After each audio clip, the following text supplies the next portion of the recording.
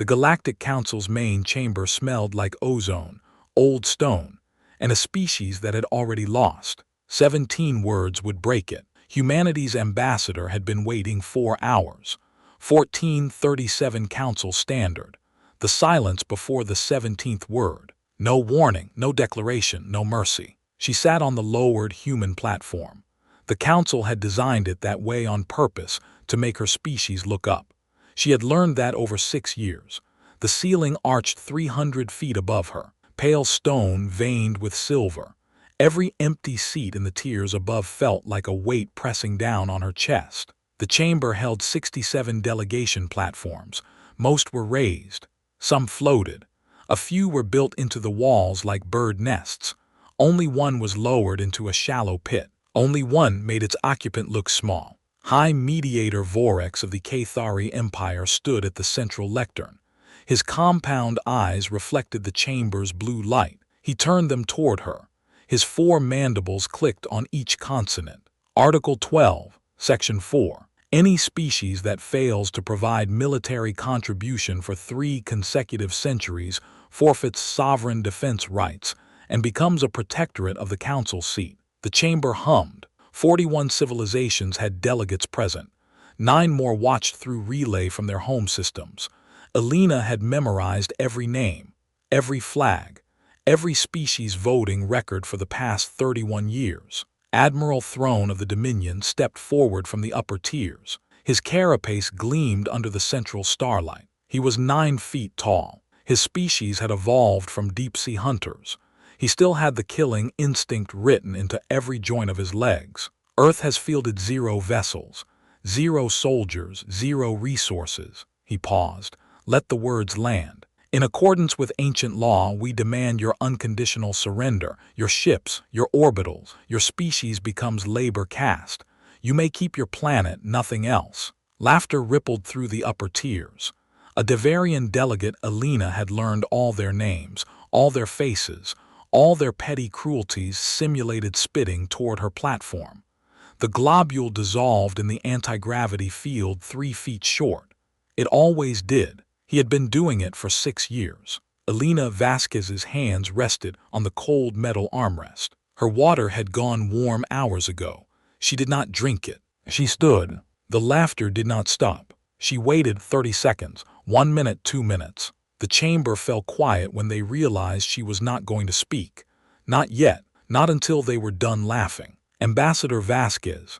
Vorex's tone shifted, curious now, almost gentle. Do you accept the terms? Alina reached into her jacket pocket, felt the worn leather of her father's old notebook. The corner was soft from decades of thumbing. She had been touching that corner since she was 12 years old, sitting in his study, watching him write. She placed a single sheet of paper on the podium. Handwritten. Ink, not digital, her father's handwriting. She had copied it exactly. Then she spoke. Her voice carried exactly to the first tier and no further. The shepherds are coming. The chamber exploded into chaos. What happened next didn't take years. It took 17 words. Stay close. This is where it shifts. 72 hours earlier. The Tranquility diplomatic station orbited Axion Prime at a respectful distance, far enough to remind everyone that humans were guests, close enough that they could not pretend Earth did not exist. Alina's quarters measured 12 feet by 15. She had covered the walls in photographs. Her daughter's 5th birthday, red frosting on a white cake, a missing front tooth. Her grandfather's 90th, 3 weeks before he died. He was holding a fishing rod, the Pacific Ocean behind him, the Pacific coast at sunrise, taken from her father's fishing boat in 2037, the year before the climate wars went hot, the year before everything changed. The air smelled like jasmine tea and recycled coolant. The station's life support hummed at a frequency that took new visitors 3 days to stop noticing. Alina had stopped noticing it 6 years ago. Senior Tactical Officer Marcus Webb sat across the small table. His hands rested on a data tablet. His face was pale in the room's warm light. They're demanding explanation. He did not look up from the tablet. 23 species have sent formal inquiries. Vorex called it the most destabilizing statement in Council history. Alina poured tea from a ceramic kettle.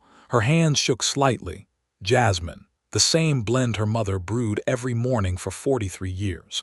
Her mother had died in 2038. The tea was all she had left. She sipped. Good. Marcus stared at her. Good. Show him. Marcus pulled up a holographic display. The file was labeled Operation, Long Patience, Authorization Level Earth High Command Only.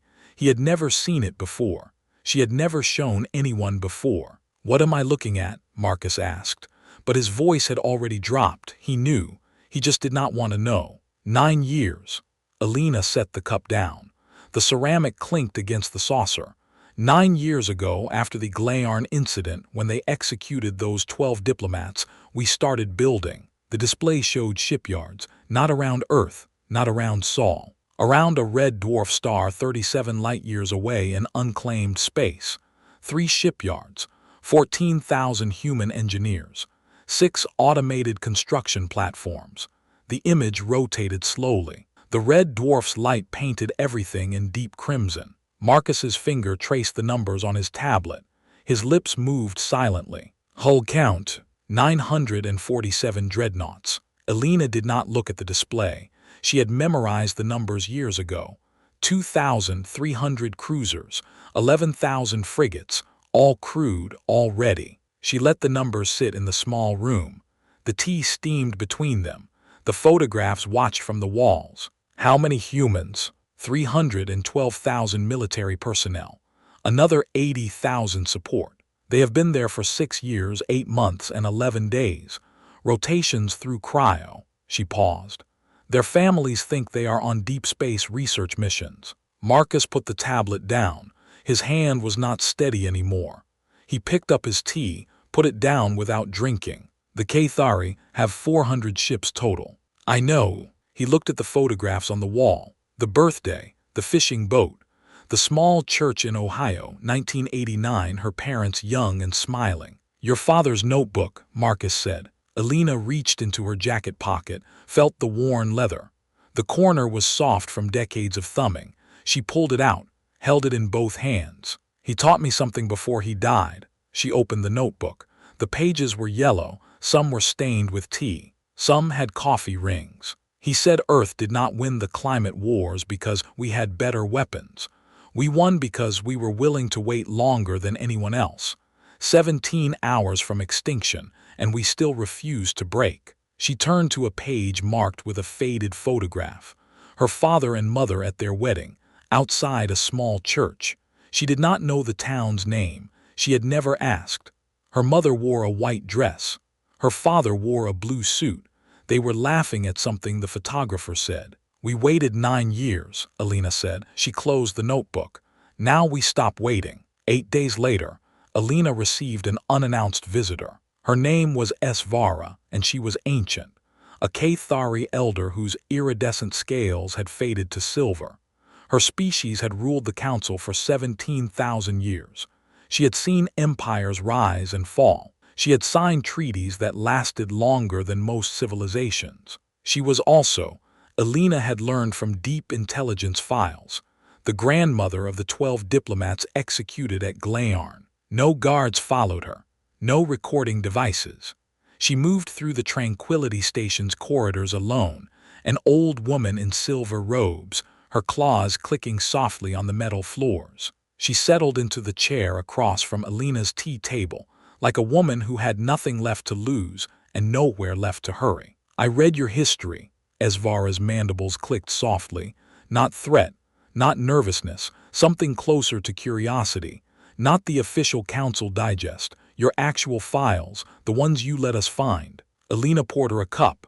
Jasmine, the same blend, the same ceramic kettle. Svara's mandibles twitched.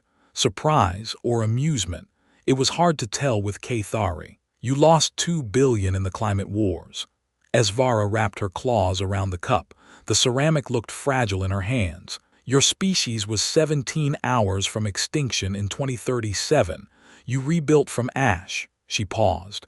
The steam rose between them. You have a word for it. What is it? Tikkun Olam. Alina set the kettle down. Hebrew, it means repairing the world. Svara was silent for a long moment. The station's life support hummed. Somewhere in the corridor, a maintenance drone beeped. She wrote she loved. She died for asking why. My granddaughter wrote poetry. Esvara's voice dropped. The mandibles stopped moving. She was 23. She wrote about the color of Earth's sky, said it was the blue of forgiveness. Alina reached across the table and touched the elder's claw. Just for a second. Just enough to say she understood. Esvara's mandibles spread wide. The Cathari smile. Alina had never seen one before. She had read about it in xenocultural reports. She had not believed it would look like this, vulnerable, almost shy. 6 species have already contacted my office. Esvara set the cup down. The Thunkar, the Veth, the lesser brood, 3 more I cannot name yet. They are tired. They are overlooked. They are 47 million total population. Tiny, by council standards. 12. Esvara's mandibles stopped moving. What? You said 6. We have 12 species ready to sign. Alina leaned forward. 23 million souls, and one advantage the council does not see. She slid a data wafer across the table. On it, the complete council legal code. All 11,342 pages. Every annotation, every footnote, every obscure clause written by some long-dead Cathari bureaucrat 17,000 years ago. We have been reading for 9 years. Alina tapped the wafer. Article 9, Section 12. Any species under threat of forced protectorate status may invoke emergency session. During emergency session, all previous votes are suspended, and the Council cannot act without unanimous consent of every species present. Esvara picked up the wafer. Her claws trembled slightly. The light from the holographic display reflected off her silver scales. There are 41 species who voted for your enslavement. 41 who were present. Alina nodded. But Article 9 does not count abstentions, and 12 species boycotted that session. 12 who now say they will stand with us. 41 against, 12 for. Esvara set the wafer down. That is not unanimous. No, Alina smiled for the first time in 3 weeks. But 12 is enough to block unanimous consent forever. The Council will never vote again. Not on anything. We will not destroy them. We will just stop them. The Thunkar, the Veth. 9 more the Council called minor for millennia. Esvara's mandibles spread wide again. Wider this time. A laugh escaped her throat, ancient, cracked, genuine. The sound echoed off the small room's walls. You have been planning this for 9 years. Longer.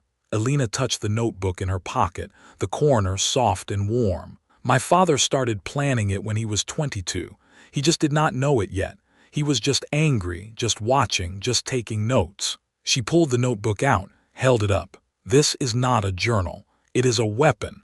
He just did not know who to point it at yet. Esvara looked at the notebook, then at Alina, then at the photographs on the wall. Your daughter, she said, she is 7. 8. Alina put the notebook away. She thinks I am writing a book about alien plants. Esvara's mandibles clicked. Laughter again. You are. 17 days later, the emergency session convened. The council chamber looked different with every seat full. Alina had never seen it like this. Even on the busiest days, 20 or 30 delegations stayed away. Now everyone was here. 41 species in the tiers above, 12 on the floor beside her, 9 watching through relay. The Thunkar, small, furred, 4 feet tall. Their large eyes reflected the chamber's central light like dark mirrors. They had never spoken in full council session before. Today they stood. The Veth, translucent, trembling, their bioluminescent internal organs pulsing slow and steady. They had been council members for 9,000 years. No one had ever asked their opinion on anything. Today they spoke. 9 more. Species the council had called minor for millennia. Species the Cathari had overlooked until they forgot they existed at all. Today they refused to sit down. Alina stood on the human platform, still lowered, still looking up. But she was not looking up at the 41 anymore. She was looking across at the 12. High Mediator Vorex read Article 9. His mandibles clicked nervously now. Not the confident rhythm from 3 weeks ago. Not the casual cruelty of the surrender demand. Something else. something that sounded almost like fear. Ambassador Vasquez. He looked down at her. His compound eyes could not focus on anything below his own height. He had to tilt his whole head. You understand this blocks all council action indefinitely. I understand. You will be hated. Vorex's mandibles clicked faster. Every species here will despise Earth forever. Elena pulled out her father's notebook, opened it to the marked page. The wedding photograph fell out her parents, 1989, standing outside a small church in Ohio. She picked it up, tucked it back in, took a breath. The chamber watched, 41 species, 12 allies, 9 relays, all silent. She read aloud, "Do not be afraid of them. Remember the Lord, who is great and awesome, and fight for your brothers, your sons and your daughters, your wives and your homes." She closed the book. Nehemiah chapter 4 verse 14. Written 2,470 years ago.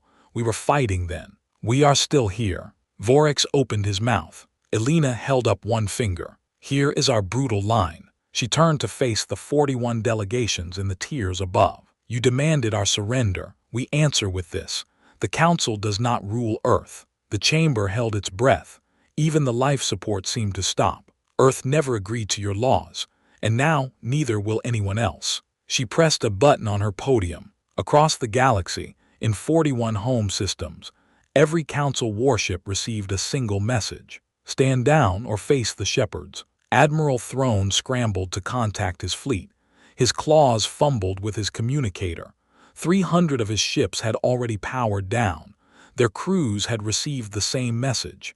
They had made their choice. The other 100 were surrounded, each one by 12 human dreadnoughts that had not existed 6 months ago. We will not conquer, we will not enslave, but we will not bow. Vorex's mandibles hung motionless. No clicking, no rhythm, just silence.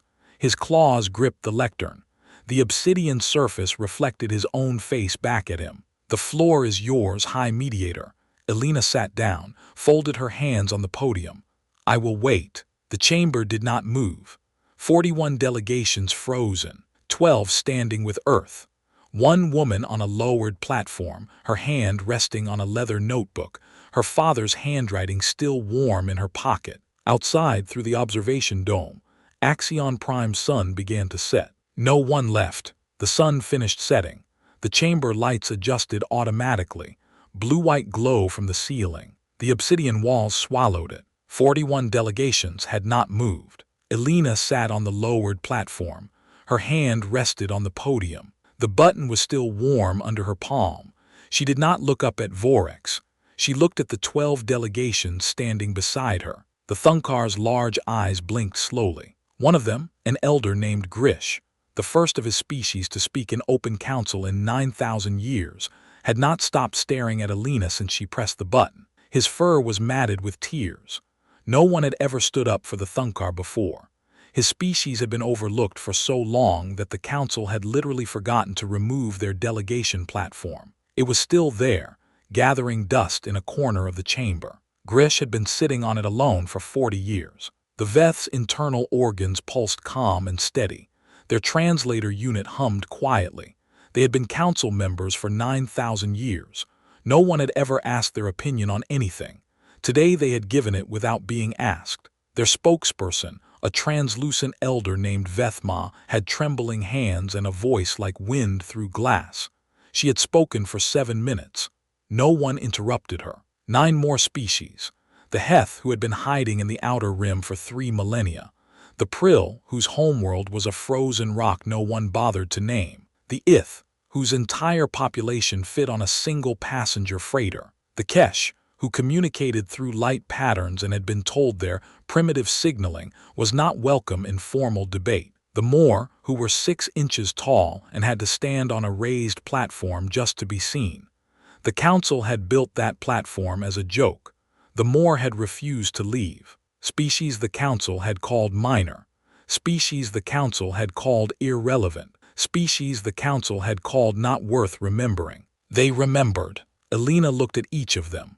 One by one, she did not speak. She did not need to. Her father's notebook sat in her pocket. The corner, warm from her body heat.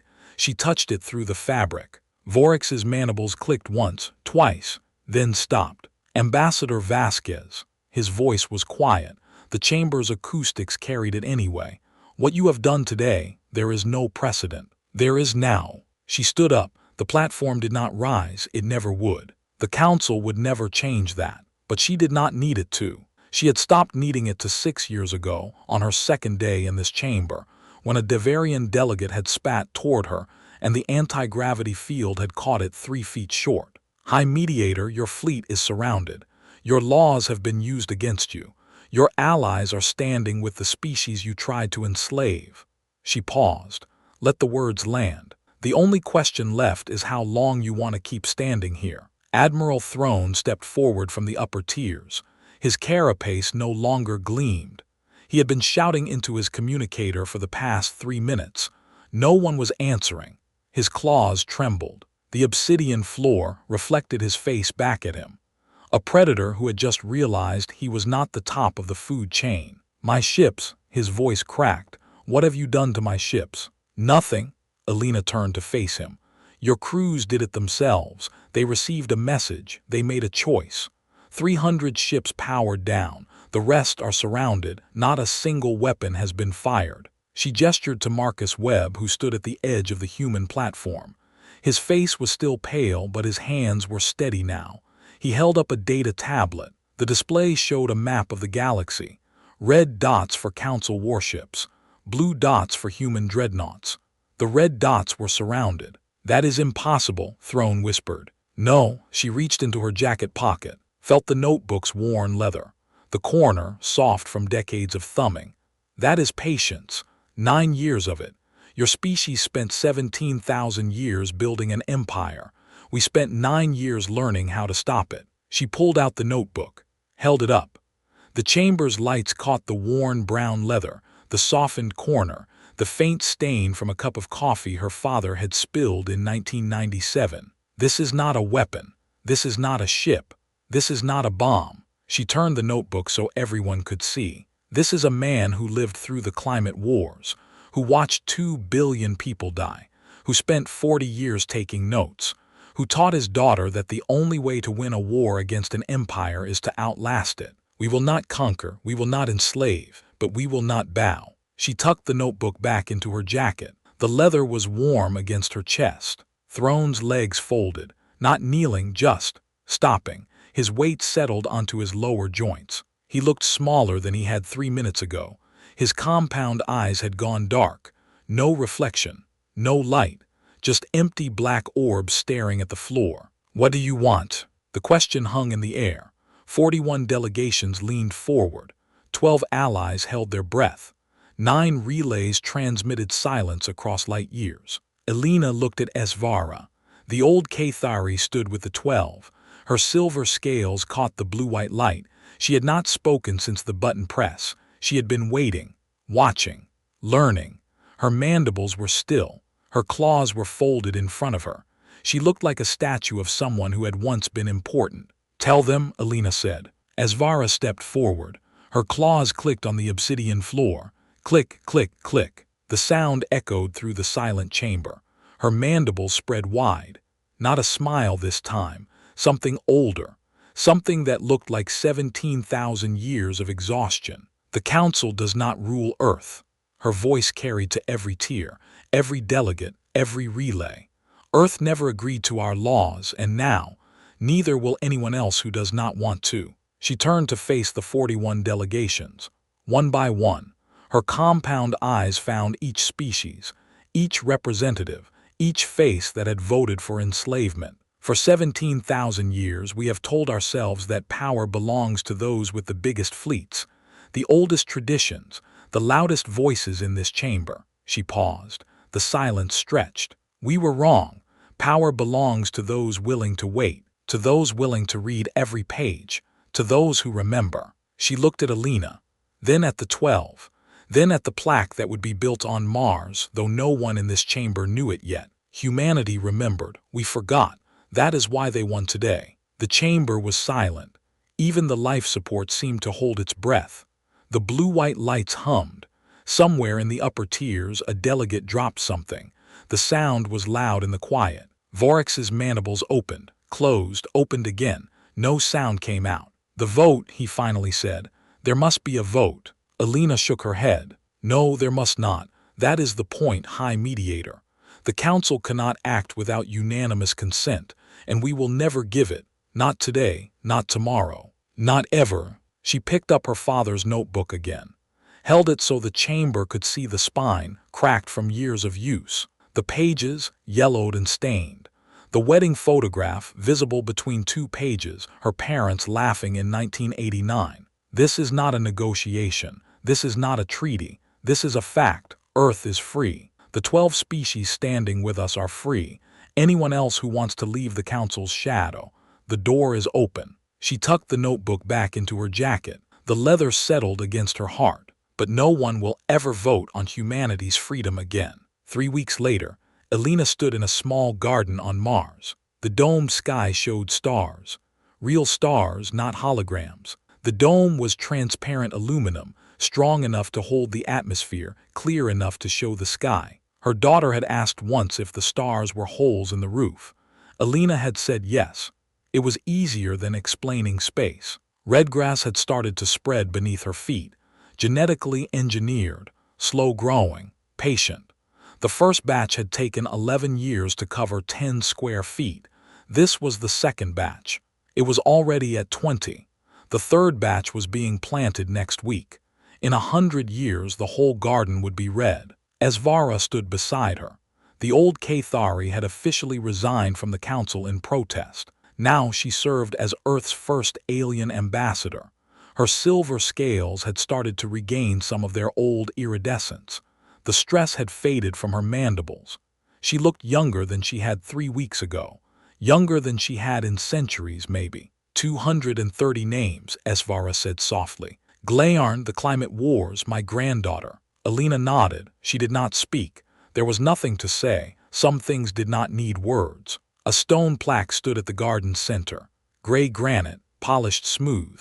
The stone had come from Earth, the same quarry that had built the original United Nations building in 1949. Alina had chosen it herself. She had flown to the quarry, watched them cut the stone, touched the raw granite before it was polished. On the plaque, 230 names carved in parallel columns, human and Cathari together. No distinction, no hierarchy, just names. The first column: survivors of the climate wars who died in the rebuilding. Men and women who had lived through 17 hours from extinction and then given their lives so the next generation would never know what that felt like. Their names were common names: Smith, Chen, Oduya, Vasquez. The second column: the 12 Glaarn diplomats, executed on live broadcast. The council had called it a regrettable incident. The Cathari had called it necessary. Alina called them by name. She had memorized them 9 years ago. She would never forget. The third column: Esvara's granddaughter, 23 years old, a poet. She had written about the color of Earth's sky, the blue of forgiveness. Her name was Cathiraven. She had died asking why. The rest of the columns: names Alina had memorized over 9 years. Soldiers who died in training accidents. Engineers who worked themselves to death in the shipyards. A woman named Aisha who was 7 and liked drawing animals with chalk, killed when a prototype reactor failed. Her mother had asked Alina to include her. Alina had said yes without hesitating. Alina knelt, touched the red grass. The blades were soft. They bent under her fingers and slowly straightened back up. The soil was warm, Martian soil, enriched with earth nutrients, watered with recycled water from the settlement's treatment plant. "We do not forget." She did not look up. "That is what we are, Ambassador, a species that remembers." Esvara was quiet for a long moment. The domed sky held steady. Somewhere above them, the Tranquility Station orbited Axion Prime. Somewhere below them, Alina's daughter was sleeping. The redgrass grew, slow, patient, unstoppable. Esvara had resigned. Alina had waited. The galaxy had recalibrated. "Your brutal line." Esvara's mandibles clicked softly. 17 words, 41 civilizations silenced. 17 words. Alina stood, brushed the dirt from her knees. But 2,470 years of practice. She pulled out her father's notebook. It was still warm from her pocket. The corner was still soft from decades of thumbing. She opened it to the marked page. The wedding photograph was still there. Her parents, 1989, laughing at something the photographer said. Her father had written a note on the back of the photograph. She had never read it until after he died. She had been cleaning out his study. The notebook had been on his desk. The photograph had fallen out. She had turned it over. "Elena, the world broke when I was young. I spent my whole life trying to fix it. You don't have to, just remember what it looked like before. That's enough." She read the note again. Her eyes were dry. She had cried for her father 11 years ago. She had no tears left for him, only for the future. She tucked the photograph back in, closed the notebook. "What happens now?" Esvora asked. Elena looked at the plaque. 230 names. 230 reasons not to forget. 230 reasons to keep going. "Now we plant gardens." She touched the red grass one more time, the blades bent and straightened. "We raise children, we remember the dead." She turned toward the dome. The stars held steady. No flicker, no movement, just light that had traveled for years to reach this small garden on a terraformed planet. Some of those stars were already dead. Their light was still traveling, still arriving, still being seen. And if anyone asks why Earth does not bow, she smiled. It was a small smile, the kind her daughter made when she understood something new, the kind her father made when he finished a difficult page in his notebook. We show them the plaque. No birds sang in the dome. No children played in the garden at this hour. No sound but the wind through red grass. The wind on Mars was thin. It barely moved the blades, but it moved them. Esvora's mandibles spread wide. The Cathari smile, ancient, cracked, genuine, her silver scales caught the starlight. "The galaxy will not know what to do with you," she said. "Good." Elena walked toward the garden's edge. The red grass bent under her feet and slowly straightened back up. Her hand was still in her pocket. The notebook was still warm. Her father's handwriting was still there. Her mother's laughter was still there. The wedding photograph was still there. Behind her, the plaque caught the light. 230 names. Human and Cathari together. No distinction. No hierarchy. Just names, just memory. She stopped at the garden's edge, looked back. "The long patience," she said. "That is what my father called it. Not waiting because you are weak. Waiting because you know something the other person does not." And what did he know? Elena pulled out the notebook one last time, held it up. The starlight caught the worn leather. He knew that empires do not fall because someone defeats them. They fall because they stop being worth defending.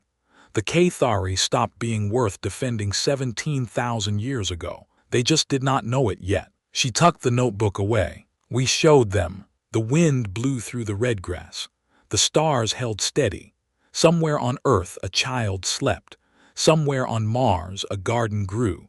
Somewhere in the galaxy 41 civilizations were learning how to be small. Elena walked out of the garden. The red grass kept growing.